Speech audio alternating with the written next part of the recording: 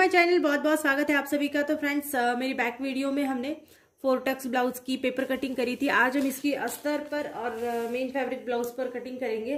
तो इसके लिए यहाँ पर मैंने मेन फैब्रिक भी लिया है और अस्तर फैब्रिक भी लिया है, और जो कटिंग हमने कर रखी थी इसको भी हमने इसके ऊपर रखने के लिए लिया है। इसकी कटिंग थोड़ी नॉर्मल ब्लाउज से अलग है क्योंकि हमको इसके ऊपर भी मार्किंग करनी पड़ती है। तो यहाँ पर जो है वो सबसे पहले अस्तर को खोल लेंगे इस तरह से, और डबल फोल्ड में ही रखना है इसको, सिंगल फोल्ड नहीं करना। तो डबल फोल्ड है, यहाँ से आप देख सकते हैं। खुली बाजू जो है वो मेरे सीधे हाथ से है और बंद बाजू जो है वो उल्टे हाथ से मैंने रखी हुई है। फ्रंट ओपन का ब्लाउज है, तो हम इसको सबसे पहले बैक पार्ट जो है इसको कट कर लेंगे। तो जो बैक पार्ट है इसको हम इसके ऊपर रखेंगे इस तरह से, और इसको आउटलाइन बना लेंगे इसकी।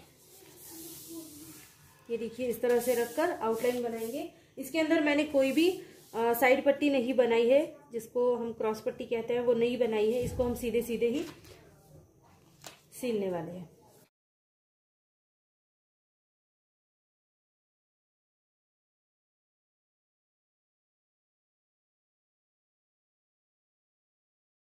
ऐसे हमने बैक पार्ट को अलग किया है।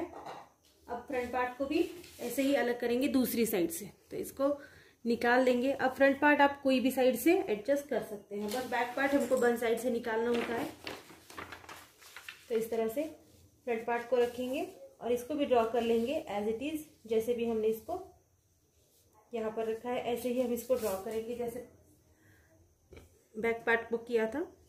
तो फ्रेंड्स, फ्रंट पार्ट को भी हमने इस तरह से ड्रॉ कर लिया है। इसको मैंने ½ इंच ज्यादा रखा है। अगर आप चाहें तो आप 1 इंच भी ज्यादा रख सकते हैं, क्योंकि ये जो टक्स पार्ट है हमारा, इसमें हमारा बहुत सा कपड़ा एडजस्ट होने वाला है। तो थोड़ा सा हमको इसको अस्तर वाले फैब्रिक पर बढ़ा कर लेना है। आप जरूरी नहीं है कि आप पेपर कटिंग में ही बढ़ाएं। अगर आप दोनों पार्ट अलग अलग कट कर रहे हैं तो आप पेपर कटिंग में भी इसको बढ़ा सकते हैं, नहीं तो आप सीधे से जिस तरह से अभी मैंने बढ़ाया है वैसे ही बढ़ा सकते हैं अस्तर के फैब्रिक के ऊपर। बाकी कहीं पर भी बढ़ाने की इसको जरूरत नहीं है।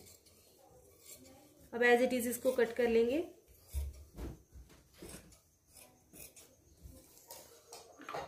तो फ्रेंड्स, अब इसमें एक मेन पार्ट है कि हमको टक्स जो है वो इसी के ऊपर लगाने हैं। तो फिर से एक बार, तो आपने जितना भी टक्स लिया है उस टक्स को आप इस तरह से पेपर कटिंग रख लीजिए पास में और इसको गिन लीजिए। तो ये वाला जो टक्स है ये मैंने लिया था पूरा 3 इंच का, ठीक है। तो यहाँ से जो है, यहाँ से हमको गिनना है 4 इंच आगे।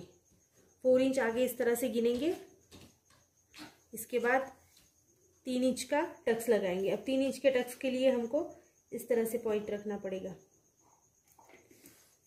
तो 1.5 इंच का पॉइंट रखिएगा और 3 इंच का पूरा टक्स ले सकते हैं, या तो आप चाहे कम ज़्यादा भी यहाँ पर कर सकते हैं। लेकिन मैं 40 साइज के लिए बना रही हूँ, तो इसीलिए टक्स जो है मेरा थोड़ा सा बड़ा ही रहेगा। तो फ्रेंड्स, अब यहाँ से ऊपर हमने कितना गिना था वो आप यहाँ पर गिन लीजिए फिर से एक बार। 4.5 इंच गिना था, तो 4.5 इंच पर ही इस तरह से डॉट लगाएंगे। अब यहाँ से 4.5 इंच जो है वो सीधे जोड़ लेंगे। ये देखिए, ये हमारा पूरा टक्स बन गया है 3 इंच का। ये देखिए फ्रेंड्स, इस तरह से अब ये पूरे टक्स हमको इसी के ऊपर लगाने हैं। अगर आप चाहें तो आप इस तरह से पेपर को गिन लीजिए। जैसे मैंने यहाँ पर सेंटर पॉइंट लिया है, इधर का भी मैंने सेंटर पॉइंट ही लिया है दूसरी साइड वाला। तो आप वैसे भी कर सकते हैं या फिर आप अपने अंदाजे से इसको बना सकते हैं। अब यहाँ पर मैं आपको बता दूं, तो यहाँ पर हमको इस पॉइंट को रखना है, 1 इंच का डिस्टेंस देना है। अब ये 1 के ऊपर मैंने रखा है इस पॉइंट को, 1 इंच का यहाँ पर डिस्टेंस दे देंगे। फिर दूसरी साइड से भी 1 इंच का डिस्टेंस दे देंगे। इसके बाद इस वाले पॉइंट पर रखकर इसको 1 इंच का यहाँ पर भी डिस्टेंस दे देंगे। तो अब ये पूरा 1-1 इंच का हमने डिस्टेंस दिया हुआ है चारों तरफ से। अब यहाँ से हमको गिनना है। अगर यहाँ से आप चाहे तो आप इसका सेंटर पॉइंट पूरी तरह से ले सकते हैं। अगर आप चाहे थोड़ा सा कम ज़्यादा तो आप इसको कर सकते हैं। टक्स लगाना टोटली आपके हाथ में है कि आपको कहाँ पर रखने हैं। तो यहाँ पर मैं 4.5 इंच गिन रही हूँ। 4.5 इंच पर मैं एक टक्स लगाऊंगी। इसके बाद दूसरा वाला जो टक्स है यहाँ पर भी आप सेंटर पॉइंट को ले सकते हैं, सेंटर पॉइंट लगा सकते हैं। ये देखिए, यहाँ पर भी आप पूरी तरह से आपकी मर्जी है आपको कितना रखना है। तो मैं यहाँ पर भी 4.5 इंच गिन रही हूँ।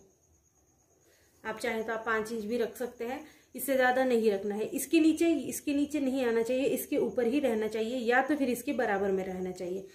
इसके नीचे ये टक्स आपका नहीं आना चाहिए। और सबसे लास्ट वाला टक्स जो है वो हमारा बगल की साइड से आता है, तो बगल साइड का भी आप सेंटर पॉइंट ले सकते हैं, नहीं तो आप एज इट इज इस तरह से यहाँ पर पॉइंट लगा सकते हैं। अब इन सभी पॉइंट्स को जोड़ देंगे इस तरह से।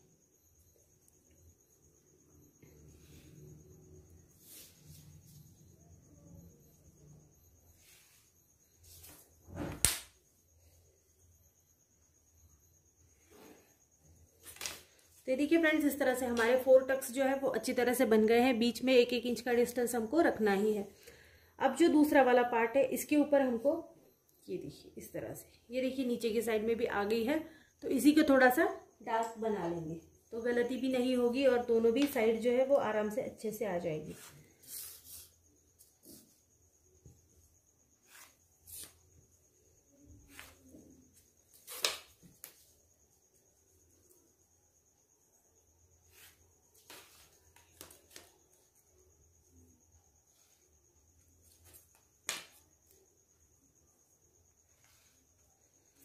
तो इस तरह से ऊपर के कपड़े पे आप थोड़ा सा डार्क बना लेंगे तो नीचे के कपड़े पे भी आराम से आ जाएगी।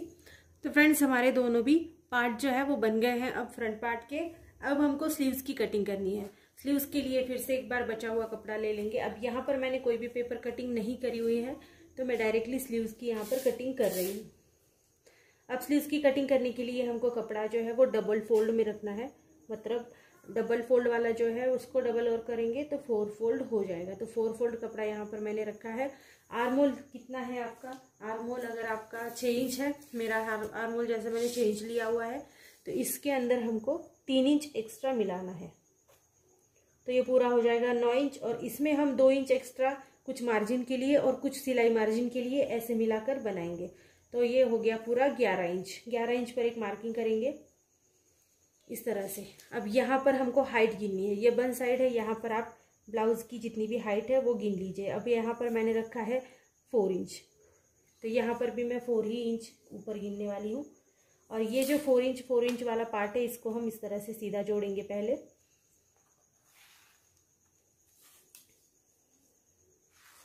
अब आपको स्लीव्स में डाउन कितना रखना है ये आप सोचेंगे, आपको जितना भी रखना है कम ज़्यादा।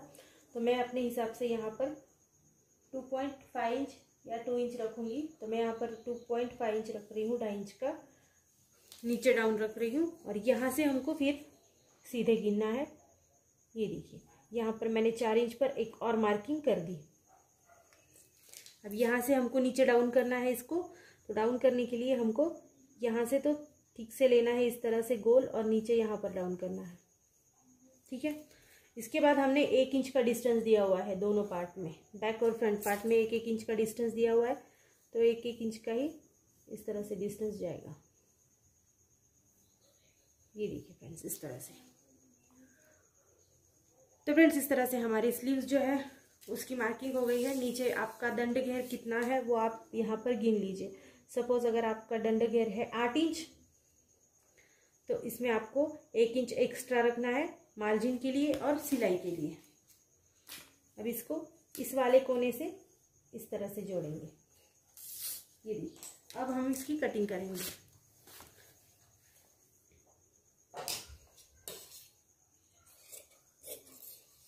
ऊपर वाला पार्ट जो है वो चारों भी कपड़ों को पकड़कर ही कट करना है,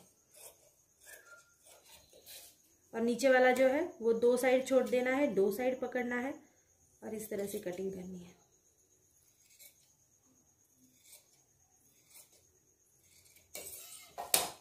ये देखिए फ्रेंड्स इस तरह से ये हमारी स्लीव्स की कटिंग हो गई है।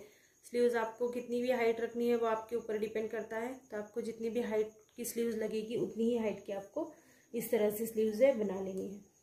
अब मेन फैब्रिक को कट करेंगे। मेन फैब्रिक ले लेंगे, यहाँ पर रखेंगे सबसे पहले बैक पार्ट।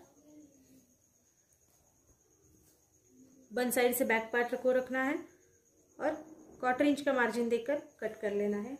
इसमें हमको कुछ भी नहीं करना है, बस थोड़ा थोड़ा सा 1/4 इंच मार्जिन दे देंगे इसमें।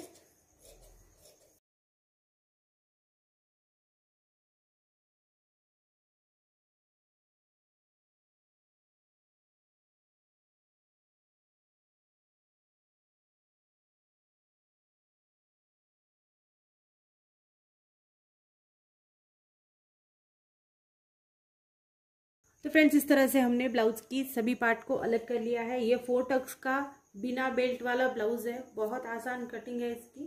सो फ्रेंड्स अगले वीडियो में हम इसकी स्टिचिंग भी देखेंगे कि फ्रंट पार्ट और बैक पार्ट हम कैसे जोड़ेंगे। सो फ्रेंड्स वीडियो को पूरा देखने के लिए थैंक यू सो मच। अगर वीडियो पसंद आती है तो प्लीज चैनल को लाइक शेयर सब्सक्राइब कर दीजिए। Thank you so much friends.